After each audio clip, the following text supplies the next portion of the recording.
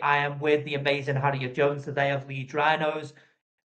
Harriet has kind of been with us since the beginning of the journey. So I reached out really early to Harriet, and luckily she's been on board since the beginning of the project. You can see the netball net in the. It's been a long journey, to be honest. So, yeah, so I grew up on the Wirral. I'm still based on the Wirral. Everyone that Mhm. thinks, because I'm at Leeds Rhinos now, that I'm living in Leeds. I'm not. I'm still based on the Wirral, live with my family still. So, yeah, I went to Wirral Grammar School for Girls. So did my sister. So did my mum. And yeah, that's kind of how I started playing ball.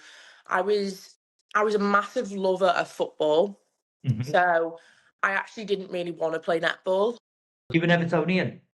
Yeah, Yeah, yeah, yeah. yeah. So yeah, football and didn't really have much to do with netball, but my sister was heavily involved with it because she's a few years older than me, so she was at Wirral Grammar as well at the time playing netball. My mum used to play it when she was younger, and so they were really like, you should just give it a go. Mhm.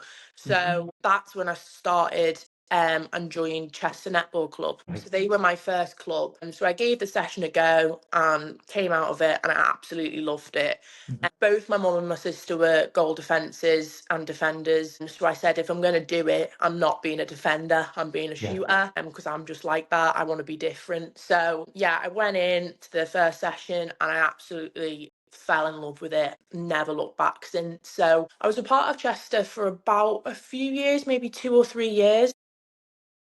How old were you, Harriet, when you started? Well, I started high five netball in like year 6, so primary Okay. school, and then I properly started then when I was in high school, so Yeah. year 7 and 8. So year 7 and 8, I was playing for Chester. I think I can't really remember. I think it was then, and then towards the end of year 8, start of year 9, well, I'll tell you. So I was at a tournament and I was playing for Chester, and we were against Oldham Netball Club Yeah. and we got battered. We got completely battered. And I turned to my mum and I said, I want to play for them. And I'm very, like, since I've started, I've very much wanted to play at the top level. It's always been a goal of mine, still is, and I just want to keep getting better. So I was like to my mum, I really want to play for them. They were the best around. They looked like such a great team to be a part of. So anyway, I made the decision to move to Oldham. So that was about end of year 8, start of year 9.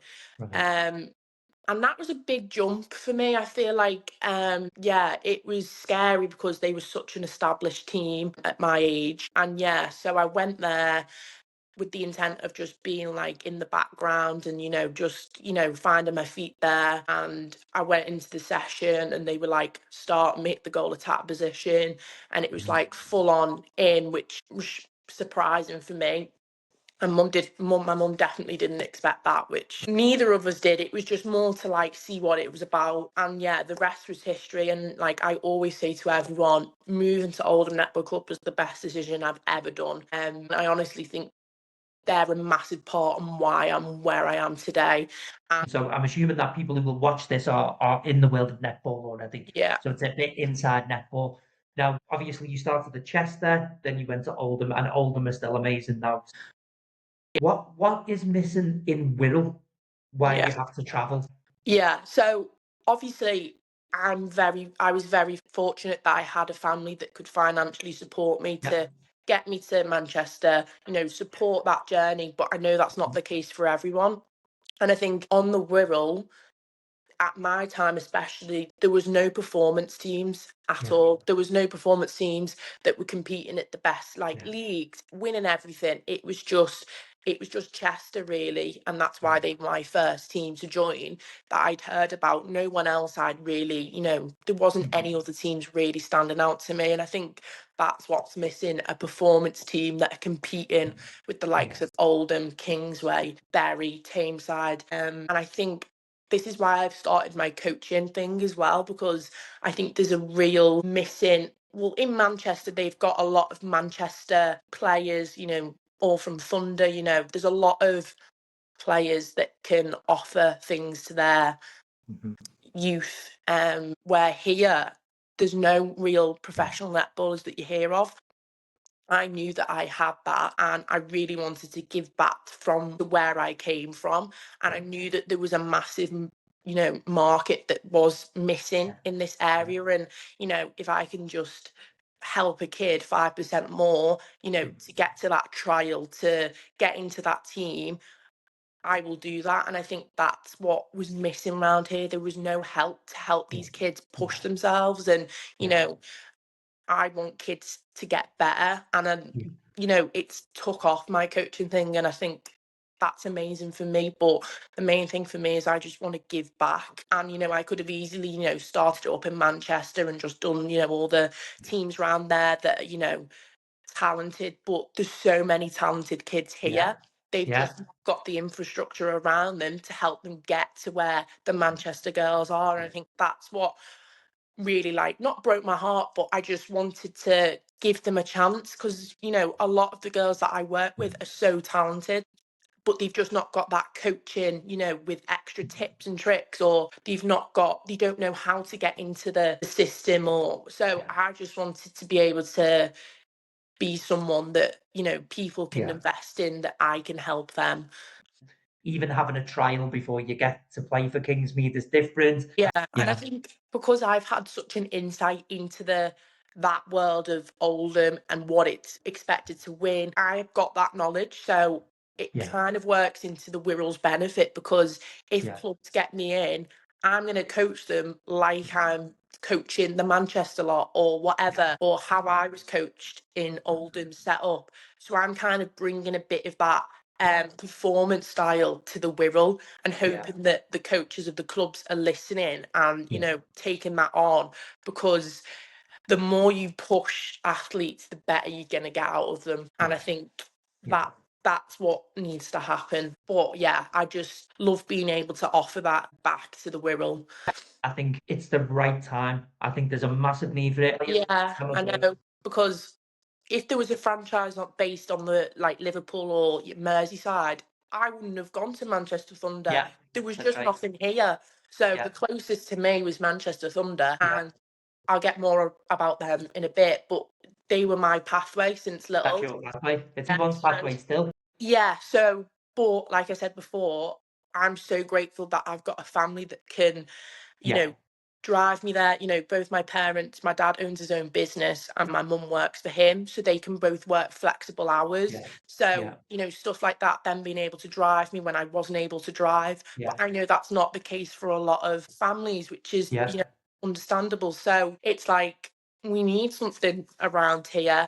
I don't know when it will come or if it will ever come. I think it needs to grow its grassroots first, and I think that's the next step for it. Because if you can compete with the likes of Oldham, Bury, Tameside, that's when you've reached their level. And I think definitely doable. It's just a case of building. I think it takes time. What happens then? Yeah, so towards the end of Chester, I actually got selected into the Thunder programme. Okay. So I think I was 12 when I trialled, but then I turned 13 when they selected me into the under 15 programme. So I got selected into that, and that's another level up again. It's just, so I was in the under 15 programme and progressed right the way through. So I was with the 17s, 19s, 21s, and then I was lucky enough to be a training partner for a few years. I went to Fast 5 with them, won that when that was a thing. And I also got my NSL debut when we played Sirens, when they were still a part of the Super League. So I kind of gone through the whole, literally every age group right through. But I think a big thing for me, I'm going a bit off now, but that's kind of not normal to happen, to go up every age group. I think a lot of kids now get down if they haven't got in at a certain time as their mate, but I'm very much a believer in that everyone's journey is completely different, and that's something that me, even now, it's so easy to compare yourself to other people and when they're getting into a franchise and all of this, but honestly I do believe that whatever's meant for you will happen at the right time. So I kind of just got into that when I just was about to leave Chester, and then I was with Oldham and Thunder then hand in hand pretty much through my childhood. And yeah, to be honest, they gave me discipline in my game, both of them. Thunder was great. I did enjoy it there, but Oldham was just my happy place. Literally, Yeah, it's just amazing. And I always say, like in interviews, and if I get asked what's my favourite moment, it's always back to Oldham. You know, nice. I was lucky enough to join such a nice group of girls who just made me feel so welcome. I'm still friends with a lot of them now.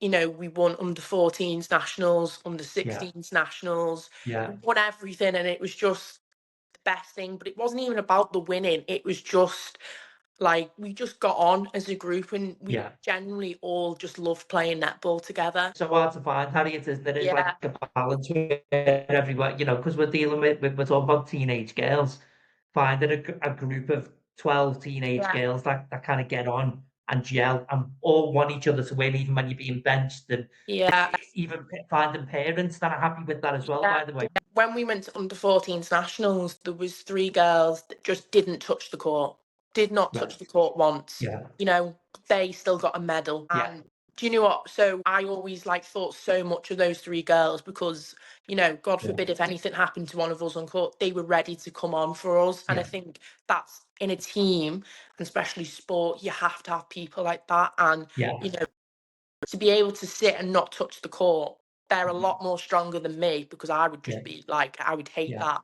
So yeah, we were just an amazing group, and I just yeah. loved everything about Oldham. I've not got a bad word to say. My coach Pam, she was just incredible with me. Yeah, she taught me everything really, how to Is hold she with is it. she still there now, or does she Yeah, still she's go still there? there now. I don't think she's got as big of a role Yeah, with coaching, but she's definitely still in the setup. And yeah, she taught me everything, how to do a big split landing. You know, yeah, it's just amazing. And before our first not home game, our first game against Birmingham Panthers that I wasn't playing in, we all got a message from someone in our netball journey, just like a little message, and mine was from Pam.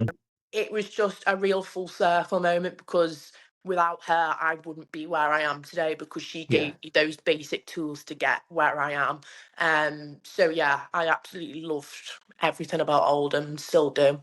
And Definitely, and that's what I said before, like I've got the knowledge and I know what it takes to win a nationals or, yeah, you know, win an MPL tournament. I know yeah, what it takes. So yeah, with that knowledge, I can bring that back to yeah, this community and give it yeah, back. Because yeah, I just think it's really important with what I have. I wouldn't feel right just sitting with it and not yeah. utilizing it. Having you here today, I just think it's really great that you're doing that.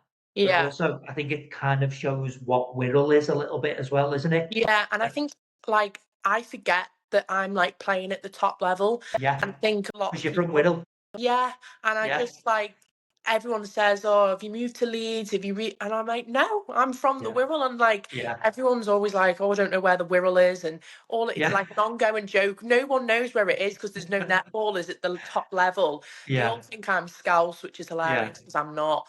But yeah, yeah, so I love that I'm part of some like I haven't grew up in like the Manchester and you know where they all are from or like yeah, you know I like that I'm a bit different and there's not many yeah, Scousers. Well, I don't think there is any, and you know it's an ongoing joke that you know I love a bit of like rough and tumble on court because I'm a yeah, Scouser and all of that. So it's just yeah, I just love being a part of the yeah, Whittle and like this is yeah. great that I'm able to speak about it and I think it's really important, and I just think it's really interesting and something very bespoke and unique about the Wirral is that it has got that its own identity. That it doesn't want to be from Manchester, it doesn't want to be Scouse. It's its own thing, yeah. and we kind of have to look after each other.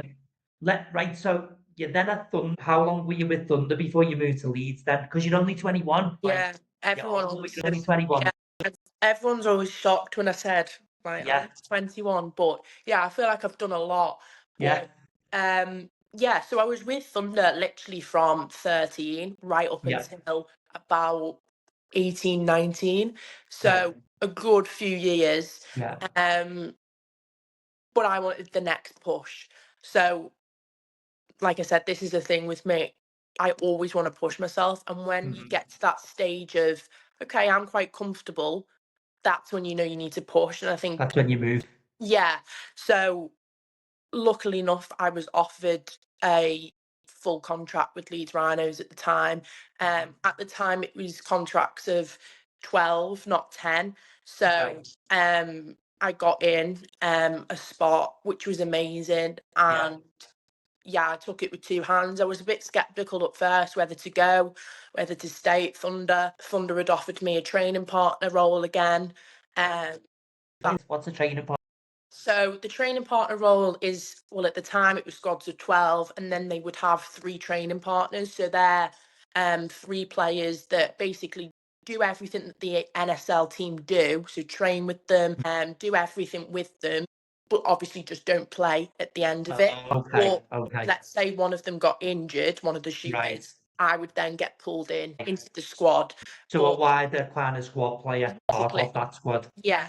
So we're not contracted or anything. We're just like training with them, training partners. So I got offered that again. So that would have been like my 2nd or 3rd season doing that role. So then I had to make a decision. Do I stay where I'm comfortable with Thunder? You know, I know what it's like. Or do I take that risk of joining a new franchise, not knowing what it's like, not knowing being part of the squad, but being part of the squad. Yeah, being part of the squad. So it was a no-brainer to me. You know, made that decision. The best decision I've ever made. Literally a risk worth taking. I remember coming out the first training session for Leeds, crying my eyes out to my mum. Literally bawling my eyes out. I said, it doesn't feel like Thunder. It's so different. That is totally normal when you move clubs, that it's going to feel different. But after I'd got that cry out, I'd never looked back since. Never thought about Thunder, nothing. So so I made that move to Leeds. So 2 seasons now with Leeds? 3. So this is my 3rd season now. Right. So I've done, the first season was not super shot. And then obviously last year was the first year of super shot, and then this year. One of your key things is that you are very good at like the longer shots, aren't you? So, You maybe just explain to people what that is. Yeah, so the super shot is a new thing. Came in last year, and it's basically in the circle, the shooting circle. There's like a big strip. It's normally in a different colour if you watch it on the Super League. At the end of the quarter, so the last 5 minutes of each quarter, the goal attacks and goal shooters can shoot in that strip in the circle. If they get it in, it's worth 2 points, and they call it the super shot. So I've always been a long range shooter. I've always, you know, optionally wanted to take the ball longer and shoot it, which is quite not normal for a shooter. And I've always struggled with under the post ones. I've always missed there, but then got in the long bomb, which is like funny because you just shouldn't be doing that. But I've always been a long bomber. So the super shot is my game. I take that on, and I personally love it. So having that shooter, it was really good at it. I think we're lucky because me and Paige are both really strong at that. Obviously Simone's just come in, so she's not had much exposure to it. But when me and Paige are on, it's really hard for defenders to pick which one of us to mark, because no matter who's got the ball, I back each of us to get the shot in. And I think that is what you need in a team now. You need to have at least 2 or 3 super shooters to win games. You can see that with Cardiff Dragons at the moment. You know, last year, weren't winning hardly any games, but this year with the likes of Neve McCall coming in, different team. So it's so important to have at least 2 super shotters for the team. What does like a typical week look like for you then in terms of training and commitment? It's a lot, to be honest. Yeah, it is a lot. Obviously it's another step up from like MPL. So so a typical week for me. So after this call, I've got online PA, which is player analysis. So we'll be all on a video call. The attack and the defense have 2 different sessions. So our attacking group will be on the call, and we'll just analyze our game against Loughborough Lightning. We'll talk about it. Any questions, we all get it out. So I'll have that 11 till 12. And then Mondays are pretty chill for me. And then what do we do then? Tuesday, I'll have court. So court is 6 till 8 on a Tuesday. And then we have gym before it as well. So we have S&C 3 times a week. Right. So that's the first block. And then I stay over in Leeds. So I stay the night because then we train Wednesday morning. So again, we normally have a player analysis session on a Wednesday morning. And then we go straight to training like 10 till 12.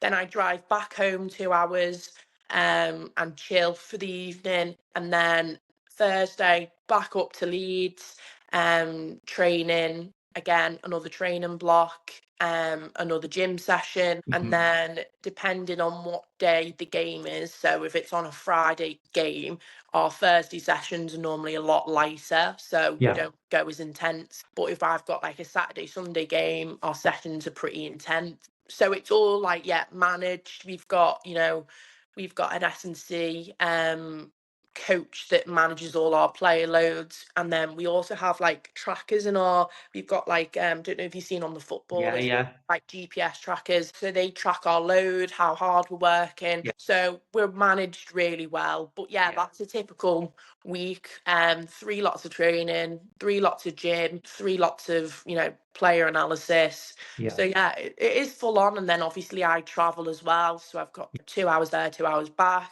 So by the end, after the weekend game, I'm absolutely knackered. You need your Monday. You need your chilled Monday, really. Don't you? You need a Monday's Zoom. normally the day I get to like catch up on coaching stuff, booking sessions, planning sessions. So I'm busy. We're getting towards the end now. The reality of like the mental load of the top end of sport. So what I want to ask about is like the mental resilience of, competitive sports at that very, very top level. You'll want to play every game. You'll want to start every game. What's that like? How hard is that if you don't get picked? What is that like? So I've had a lot of setbacks in my career already. I was a part of the England programme, have been since little as well. I was in there under 17s, under 19s, under 21s, went to under 21s Europe with them, won that. I went on tour with them for the World Youth Cup, not the actual tournament, but the build-up preparation in Australia. I went for that. I've been to the Fast Five New Zealand, England tour with them, with the senior team. I've been a part of the Futures group for 2 years. I'm not in it currently, but I have been. So, but I've had a lot of setbacks along the way. One of them being, I was a part of the England setup for a few years, and then I wasn't picked, so I got dropped. That was heartbreaking because I think it was even harder for me because I'd been in the setup. So I was a few years in with them, and that was it. I was just cut out.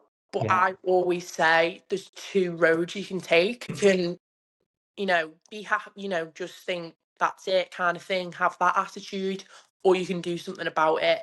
And every coach that I've worked with have always said, I'll do something about it. That season, I think I was at Thunder. Well, I was at Thunder, and we played the NPL season at under 19. I absolutely stormed that season, and then I got reselected the next year back into the England programme. Did you use it as fuel?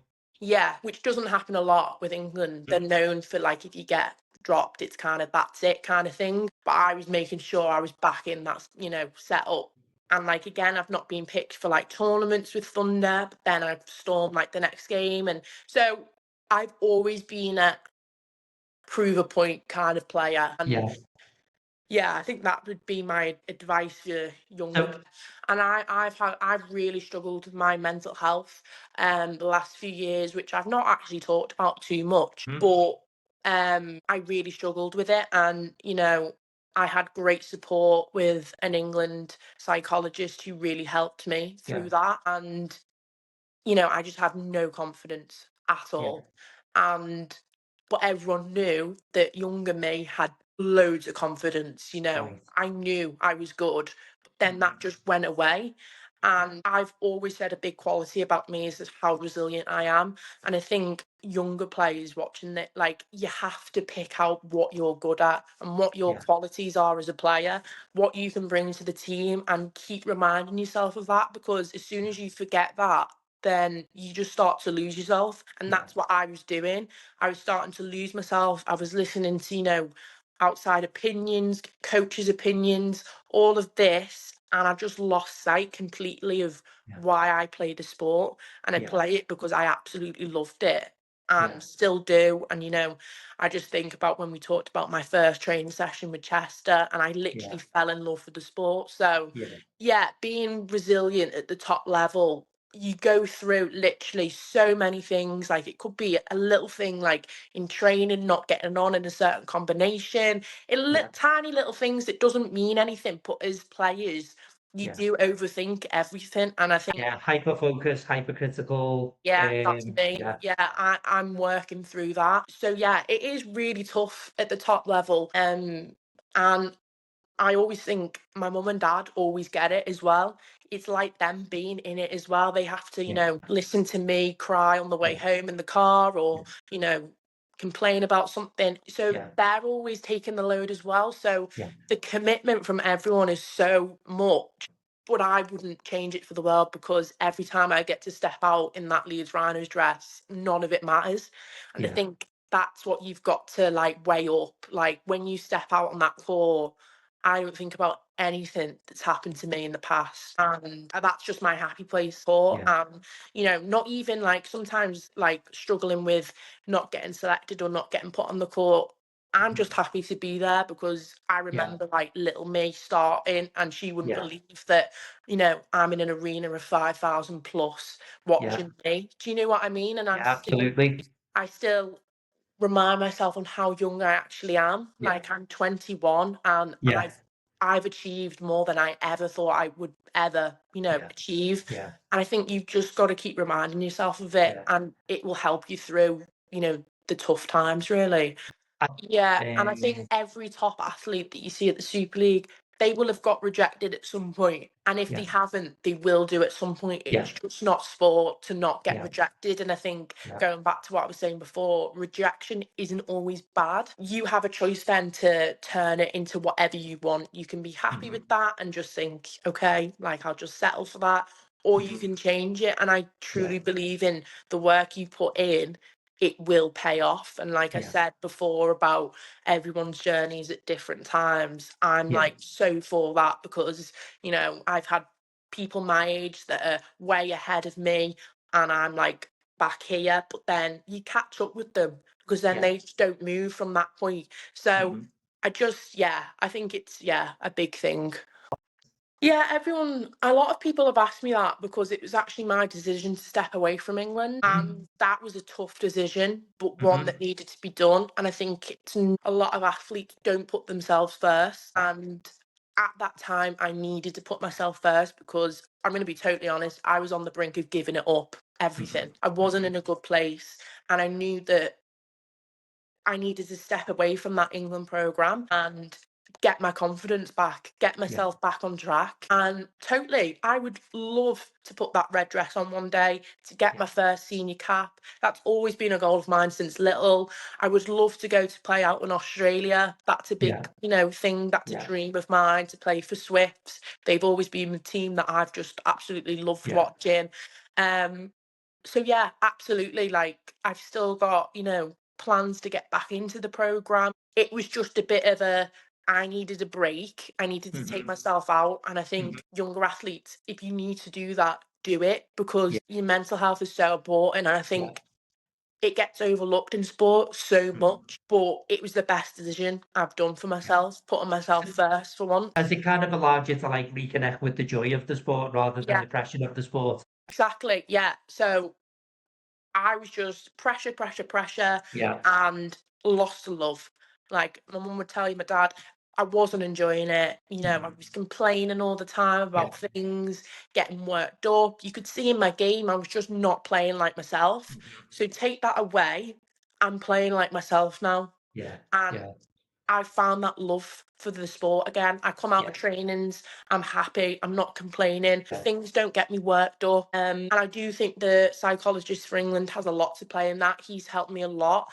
And, I journal a lot as well to get thoughts down. And so, there's a lot of things that I've done in the background to help myself. But I just love the sport, and I completely forgot that I am playing my job is to play the sport I love. Yeah, Not many people get to say that they're doing a job that they love, and I get yeah, to say that I am. And I am beyond grateful that I get to do this every day, yeah, wake up and play, the yeah, sport I love. yeah. Sometimes we associate the sport with the pressure, not the reason Yeah, why we play it in the first place. It's it like should, it should it's the be. wrong focus, isn't Yeah, it? it should be you love the sport, and then obviously with sport, there's always pressure. Yeah, But I think that, like, if there were scales, the pressure was like this, and my yeah, love for sport was like this. So it needs to be the other way yeah. That's always, right. and Yeah, you always need to find the fun in it, yeah, and that's what I'm doing yeah. completely. So yeah, I think it was the best decision taking my self out the England setup.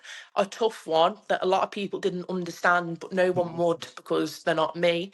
And I think that's another thing. You've got to do whatever's right for you. Yeah. And I'm working hard. I still want to get back into the setup, whether it's this year, next year, a few years, Mhm. whatever. Like I said before, yeah, I'm 21 and everyone's journey is different. Yeah, And I truly believe if I'm meant to put that England dress on at some point, it will happen for me if yeah, I keep working hard. absolutely.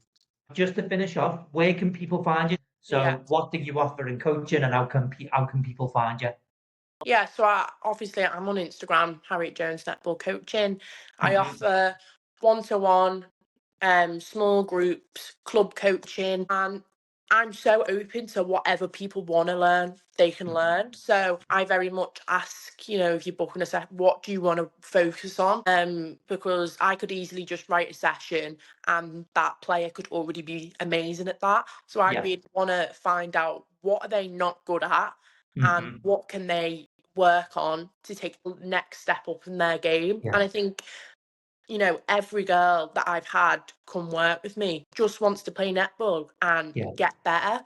And I Yeah. think that's just amazing. And I think that's what we need round here. And like I said before, obviously there's not many professional netballers in the area. So I thought I need to take this with two hands, Yeah. start something and give back to all these players that are Yeah. just Yeah. talented, but just don't have that specialised coaching. And I think because I'm like a shooter as well, it's even more specialised. Like Yeah. I can offer so much to help these players improve their games. And, it's just like the one percenters all the time. And we say Yeah. this at like the top level, 1% is in whatever you can do to make yourself better. So Yeah. if I can help a shooter just tweak their technique a bit, Yeah. that might just get them into that trial or through to Yeah. that next stage. And I think, yeah, that's what I offer and I want to help people with. Yeah. I'm thinking of starting like little summer blocks over the summer that can help, kids can sign on for a few weeks and we work Yeah. on like Yeah. just basics, technique of a shoulder pass because that's what they look for in a trial. I know what they're looking for. I get told what they're looking for now I'm at elite level. So if they can Yeah. pass as strong with their left as their right, it's a Yeah. tip on the sheet. So Absolutely. I've got those little insights, so I want to be able to help them. Because the Manchester, all the other elite teams will know that, but no Yeah. one around here will. But Yeah. I That's right. do. So I want to help as Yeah. much as possible for these talented athletes to get into the setups. At what age do you work with people, Harriet? What age from Oh, and to? literally any Right. age. I've got Yeah. not got no age on it at all. I've Yeah. worked with a few girls that are like 6, right up to about girls that are about 15, 16. Yeah. So yeah, I'm completely open. Age Yeah. isn't age is just a number. That's what I've always been told, Mhm. growing up in the sport. So yeah, whatever age, I can work with anything. And even like, I'm not just a shooter, coach Yeah. as well. I've worked with wing attacks. I did a session a few weeks ago with 2 defenders. So Yeah. I can really work with whatever really. I just want to be able to give these athletes the basics that I know will get them to the next stage. Final last words of advice for young netballers in Wirral. Just the main one that I've been saying all the way through, that everyone's journey is completely different and it's so hard in sport to not compare yourself to others. I know I've always done it, always compared myself to someone in my position, but you're completely different. You bring something different than that player. And I think, like I said before, knowing what you're good at. And at the top level, we always talk about what our strengths are. So we, as a team, understand each player's strengths and what we bring to the team. So young players growing up, that they can pick out their strengths, because I think it's very easy for athletes now with the trials, with coaches' opinions, to get bogged down with what they need to work on, what they're not great at. But what are you good at? What can you? What are your strengths? What are your strengths? Because I think I definitely, when I was, growing up and even recently, you forget sometimes, what am I good at? But there's a reason you're in a team. And I always think that there's a reason you're here. There's a reason that you're starting. There's a reason that your coach is putting you in that position. And you need to remember what are those reasons and what are your strengths, and just keep reminding yourself of them, because that's important to do that. Yeah, We want people to definitely. learn, don't we? Even if I can just one athlete get to that, that's all I want to do. And it's That's just, right. like I said, it's the little 1%ers that I know what it takes to win national schools. I know what it takes to win national clubs. I know what it takes to win NPL. And I'm so grateful that I've been in those positions and I've got that knowledge. So, if a club competing to get into national clubs, I can help them on the Wirral, or, in even in schools, like I won the under-14 school nationals with Wirral Grammar. So I know what it takes to do that. So if schools get me in, so I just feel like I have knowledge that I want to give, and I want to help as many people as possible on the Wirral. Just thanks again for your time. No, thank you for having me. Thank you so much, Harriet. Thank you. Bye.